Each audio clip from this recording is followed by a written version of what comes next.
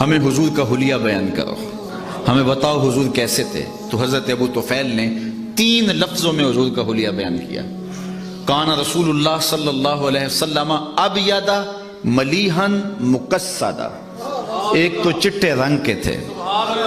چٹا رنگ، حضور چونے کی طرح سفید نہیں تھا بلکہ سفیدی میں سرخی کی آمیزش تھی،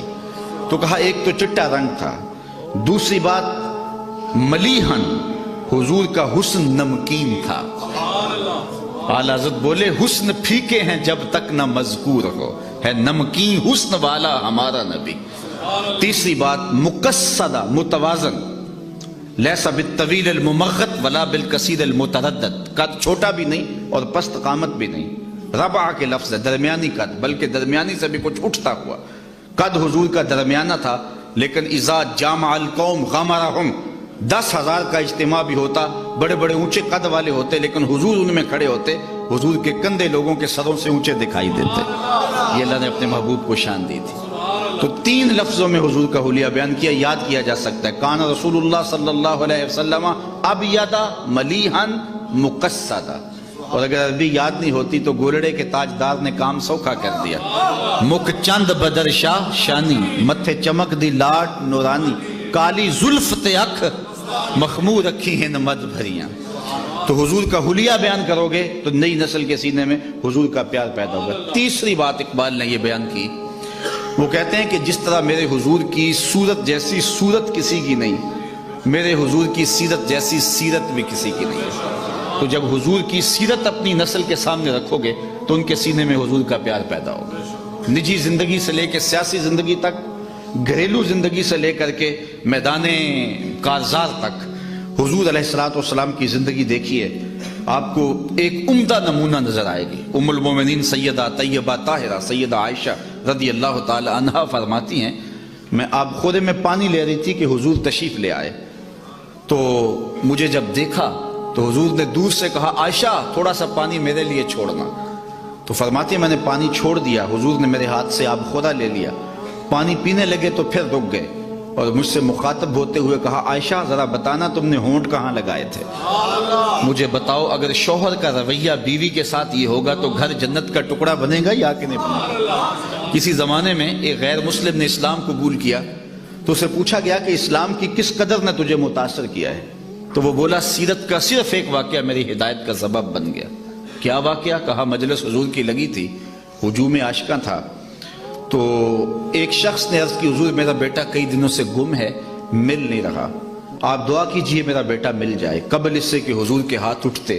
مجلس میں موجود ایک شخص کھڑا ہو گیا، حضور میں اس کے بیٹے کو جانتا ہوں اور ابھی فلاں باغ کے قریب سے گزر کے آیا ہوں، وہاں بچوں کے ساتھ میں نے اس کے بیٹے کو کھیلتے ہوئے دیکھا ہے۔ جب باپ نے سنا تو اس نے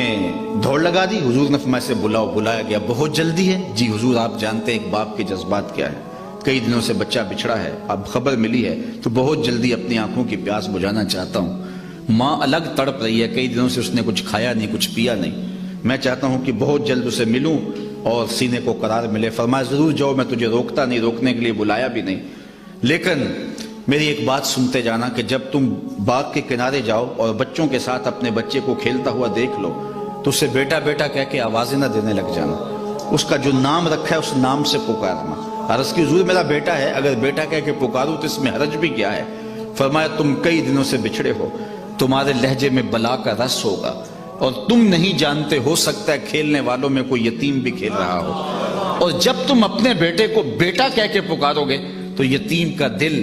چھریاں اس پہ چلے گی، آج میرا باپ ہوتا تو مجھے بھی بیٹا کہہ کے پکارتا۔ کہا یہ شوق گھر جا کے پورا کر لینا، یہ ہماری شریعت کا مزاج ہے کہ بیوہ کے سامنے اپنی بیوی سے پیار نہ کرو، غریب کے سامنے اپنی دولت کی نمائش نہ کرو، بلکہ میرے حضور نے یہاں تک فرمایا اپنے گوشت کی خوشبو سے غریب ہمسائے کو تکلیف نہ دو،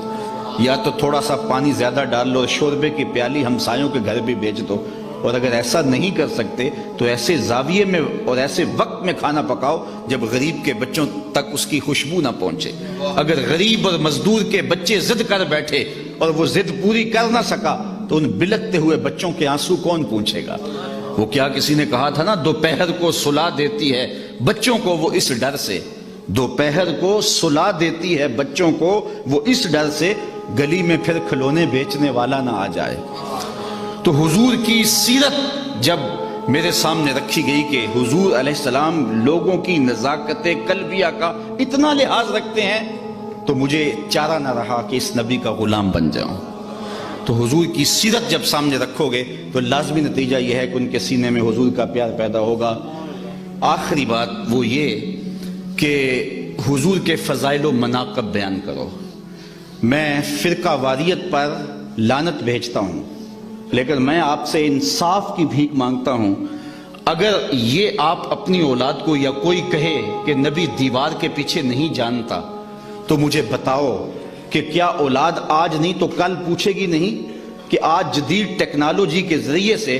پہاڑوں کی رگوں میں سونا کہاں پایا جاتا ہے یہ بھی دیکھا جا سکتا ہے، زمین کی تہوں میں تیل کہاں ہے یہ دیکھا جا سکتا ہے، اور نبی دیوار کے پیچھے بھی نہیں جانتا؟ سائنس آگے چلی گئی، نبی بہت پیچھے رہ گیا۔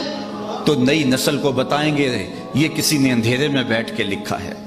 باقی رہی بات نبی کی، نبی تو نبی رہا، نبی کا غلام حضرت عمر رضی اللہ تعالیٰ عنہ منبر پہ جلوہ فراز ہوتا ہے، اور دیوار نہیں، راستے میں کئی پہاڑ ہیں، 1 مہینے کی مسافت ہے، نہامت میں جنگ ہو رہی ہے۔ حضرت ساریہ پہاڑ چھوڑ کے آگے بڑھنے لگے، یہیں سے آواز دیتے ہیں یا ساریہ الجبل، اے ساریہ پہاڑ نہیں چھوڑنا، یہ شان ہے خدمت گاروں کی، سرکار کا عالم کیا ہو۔ اگر اولاد کو یہ کہیں اور یہ سبق دیا جائے کہ نبی کسی چیز کا اختیار نہیں رکھتا، تو مجھے بتائیے کہ کیا اولاد پوچھے گی نہیں؟ آج انسانی اختیارات تو آسمان کی بلندیوں کو چھو رہے ہیں، ایٹم کا کلیجہ شک کیا جا چکا ہے، چاند کی چھاتی روندی جا چکی ہے، مریخ کے سفر کی تیاریاں ہیں، آج پوری دنیا گلوبل ولیج بن گئی ہے، آج جو ہے وہ پانیوں کو اور ہواؤں کو مسخر کر لیا گیا ہے، اور نبی کسی